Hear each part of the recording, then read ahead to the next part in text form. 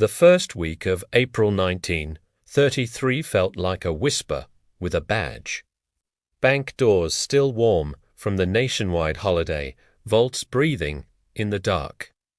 Posters appeared beside teller windows, a new president's order in black type, bring in your gold, coins and bars and paper claims.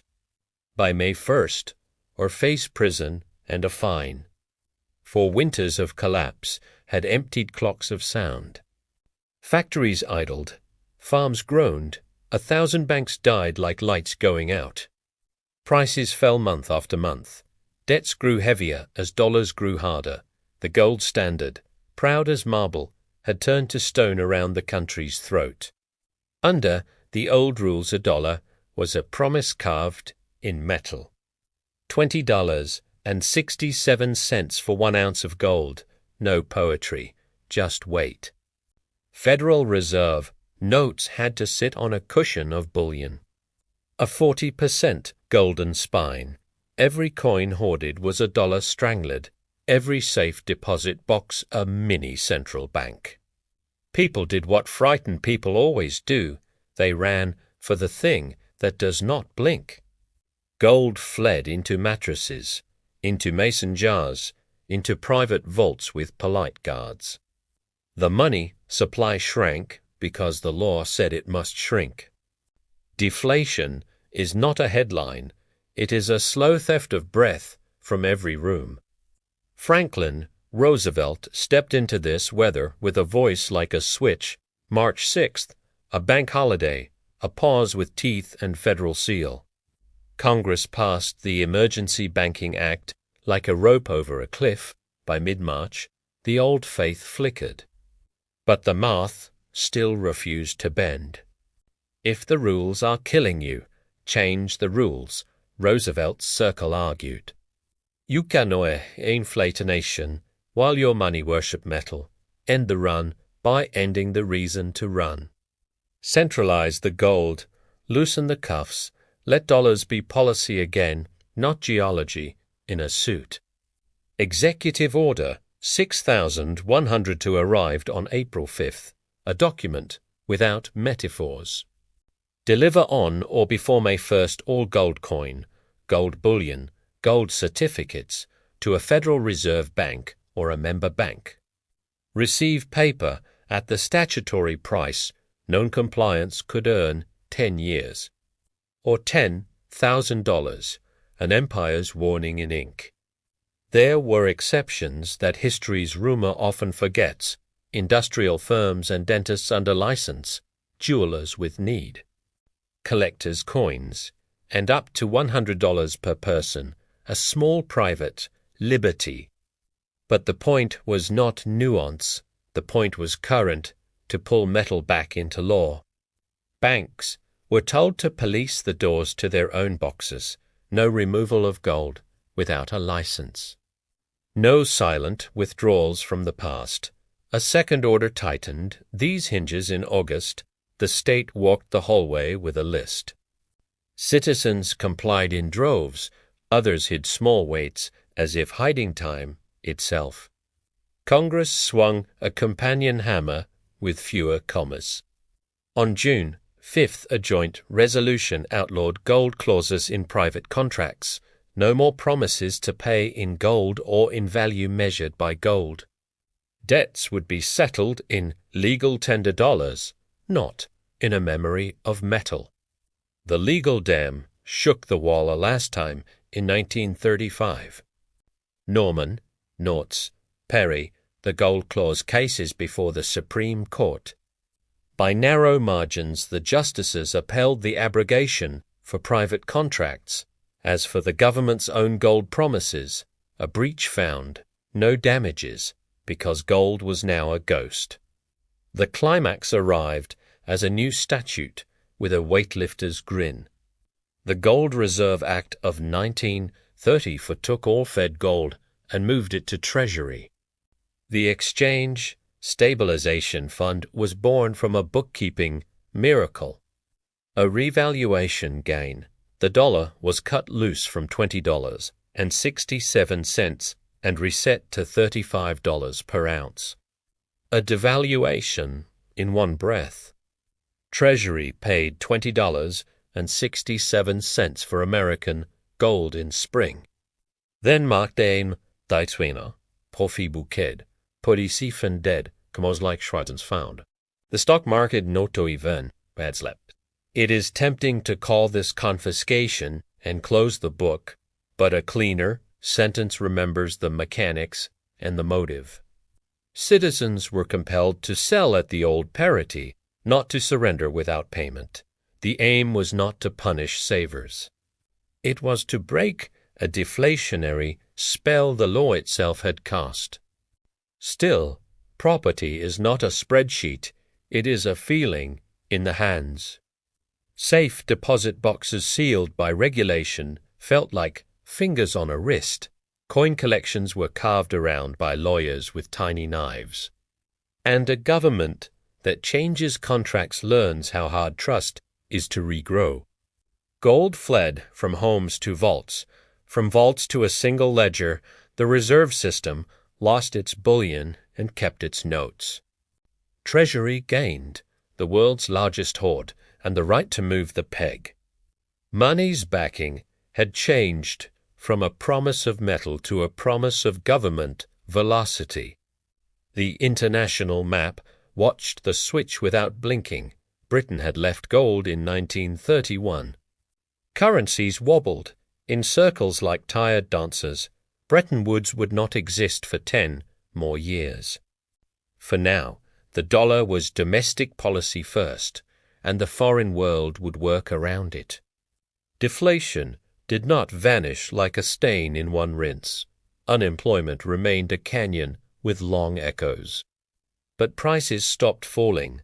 Farmers sold grain. For more than grief, the mood shifted from panic to effort, the arithmetic from despair to argument. Critics saw a theft dressed as therapy. Austere voices said discipline had been mugged in an alley by expediency. Sound money heirs carried 6,102 in their pocket like a warning label on every fiat bill. Property rights are a line you cross only once, they said. The scar never fades. Defenders saw surgery on a patient who would not breathe.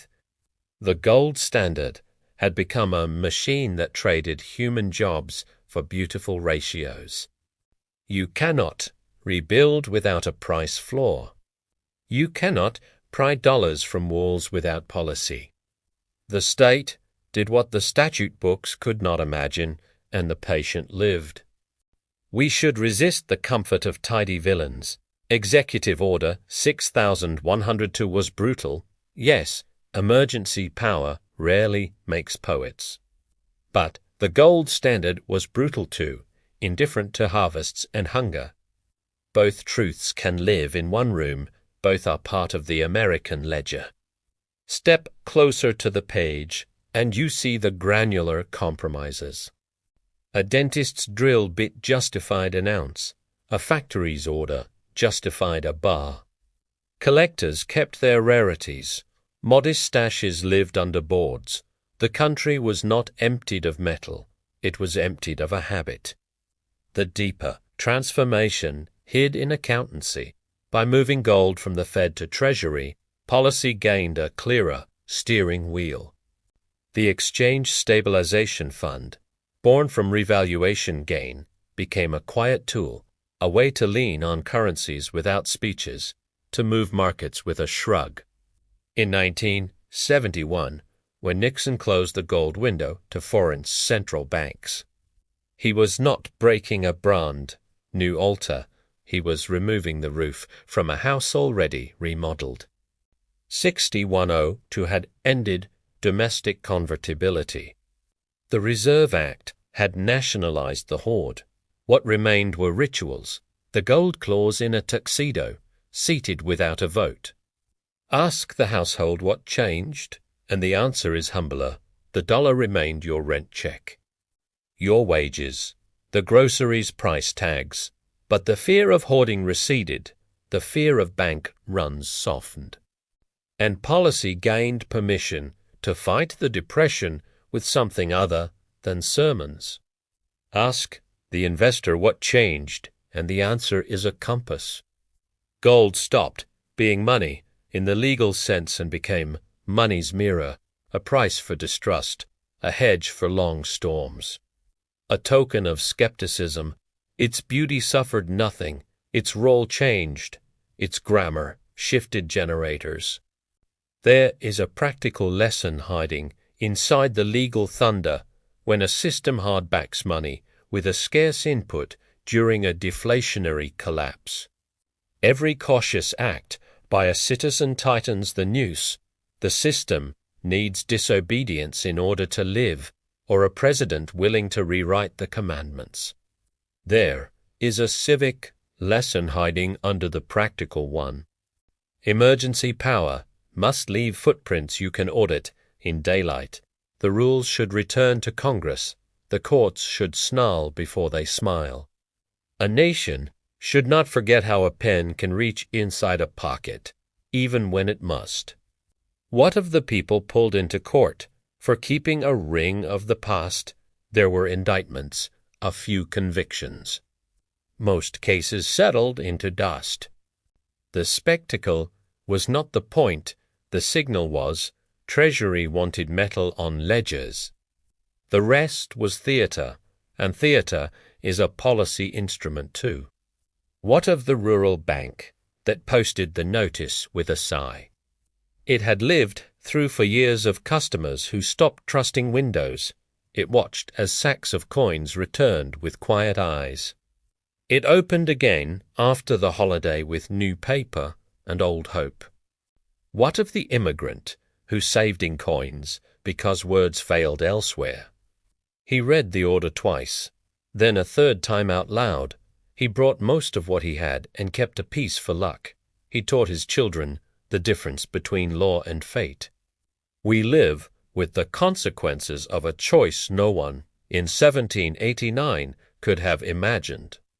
A monetary state that floats more than it anchors, that aims more than it obeys.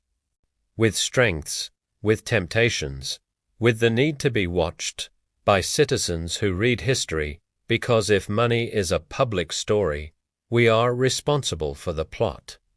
You can still hold gold. You can hold as much as you wish. You can make jewelry of it, stack it. Admire how it keeps a promise without asking.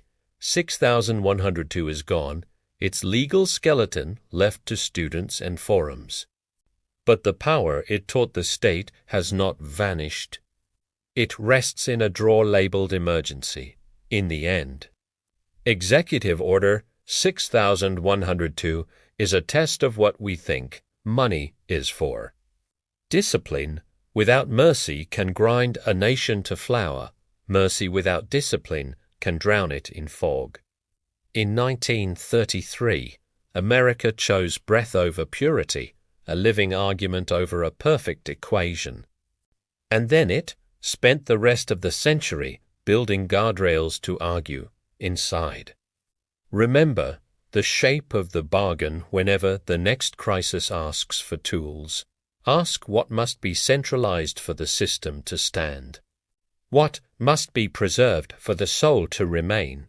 Ask whether the cure is reversible. Whether the exit is written before the entrance is signed.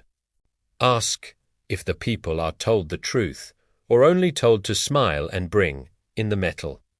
Walk past a coin show and listen to the murmur under the lamps. Uile 1933 like a soft drumbeat. Pride and anger and relief and doubt. Gold is a memory you can weigh. A history you can touch without words. It reminds us that trust is heavy, and that government can be heavier when it needs to be. Stand at the National Archives and look at the order behind glass. The type is blunt, the signature loops like a river.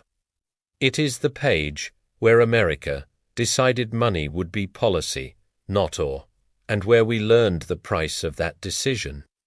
And the paths it opened. Carry forward the lesson without the costume drummer. A crisis is an exam in which every answer has a cost. The worst grade is pretending gold alone, or law alone, can solve human panic.